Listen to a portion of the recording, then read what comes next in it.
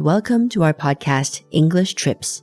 I'm Sen, and I'll give you expert guidance on how to make the most of these episodes as a language learning tool.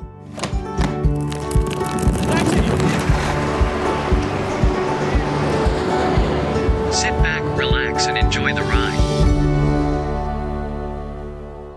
Today, we are taking a trip to the wilderness in the north of the USA. Are you learning English at the moment? Then this podcast is perfect for you. In each episode, we'll take a virtual trip to a different part of the English-speaking world where you'll hear a real story from a real person. In English, of course. Each episode focuses on a specific part of the language, such as a grammar topic. But don't worry, this isn't a grammar podcast. The main thing is that our stories are fun and interesting, and they also get you more comfortable with understanding the language. Also, did you know that you can read along while you listen using our dynamic transcript? You'll find the link in our show notes. Here's a learning tip just for you. The first time you listen to the episode, follow along with the transcript. This will help you understand more of the story and identify any difficult words or expressions. Then, listen a second or even third time without the transcript and see how much more you understand. In today's episode, you're going to hear a lot of adjectives. If you need a little reminder, adjectives are words that describe things like big, small, relaxing, and beautiful. See how many others you can hear during the story. Like I said, there are a lot. So, let's join Todd in the Boundary Waters, a wilderness area between Canada and the state of Minnesota. His story is full of adventure, wilderness, and the power of Mother Nature. I hope you're ready. In the spring of 2003, my 5 college housemates and I were 1 month from graduation. This was our last chance to have a big adventure.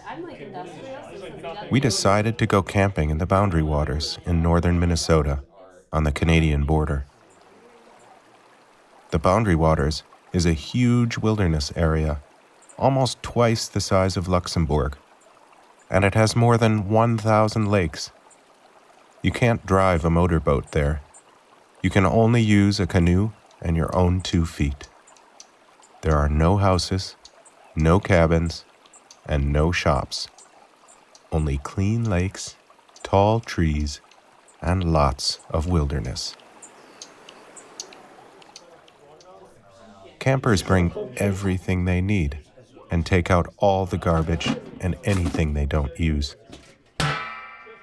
We prepared for our long trip.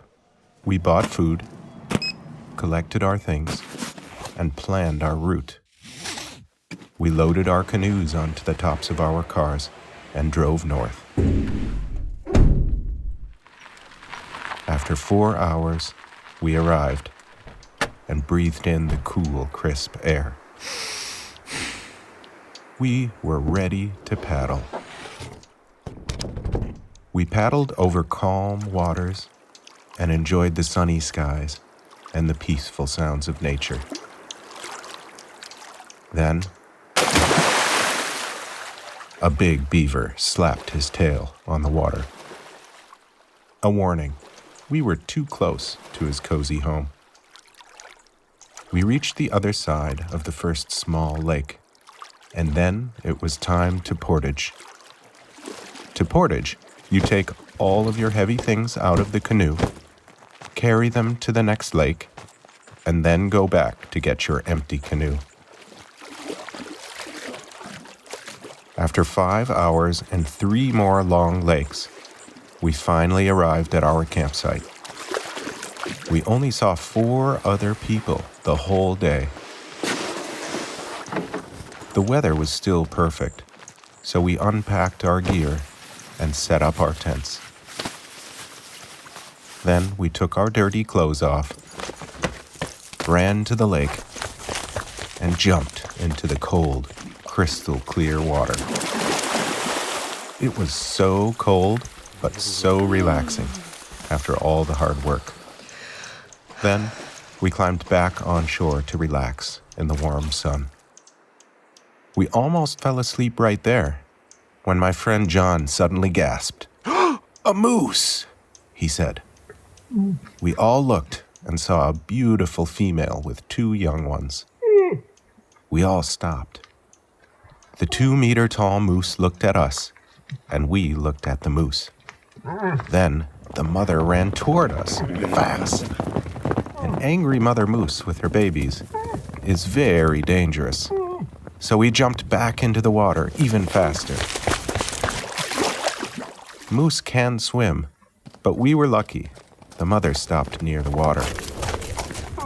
We escaped, for now. We put our dry clothes on again and took a deep breath. But we had a new problem.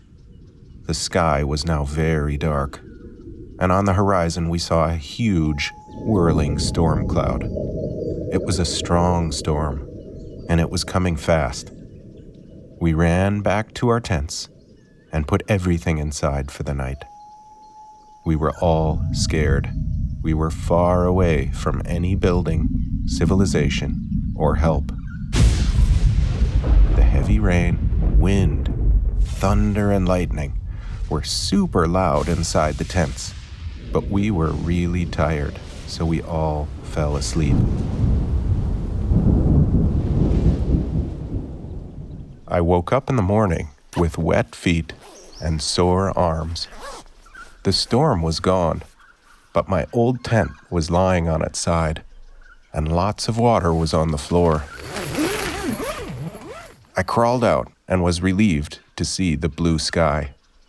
But I smelled something strange, and then I heard a strange voice. "Hey, is anybody there?" I walked out to the shoreline and saw 2 park rangers in a canoe. And then I saw the fire, just 10 meters from my tent. A huge tree was split in 2. It was hit by lightning in the night and was still on fire. The park rangers said, "We saw that tree on fire and wanted to make sure everything is okay." Boy, were we lucky. The lightning just missed us and our tents. After 2 dangerous situations with a mother moose and a bolt of lightning, we enjoyed the rest of our wilderness adventure.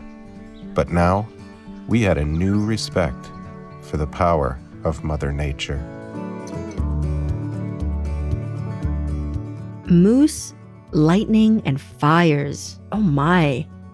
This place sounds beautiful, but dangerous too. I don't know what I would do if a moose ran at me, or if I was that close to a lightning strike. Luckily for Todd and his roommates, nothing really bad happened, and they were able to enjoy the rest of their trip. Today's episode is finished. Were you able to pick up some of the adjectives Todd used?